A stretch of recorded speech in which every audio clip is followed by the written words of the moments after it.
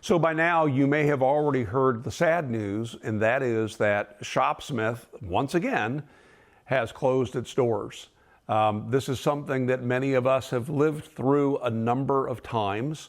There's been 5, maybe 6 different manufacturers of the Shopsmith line of tools. And while it's sad to see Nick's ownership of the company coming to an end, that's not to say that the company or the product isn't going to rise again.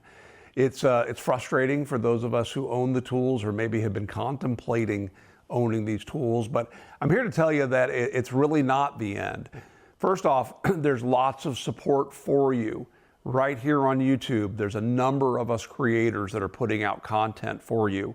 A number of social media places where you can get together and get support.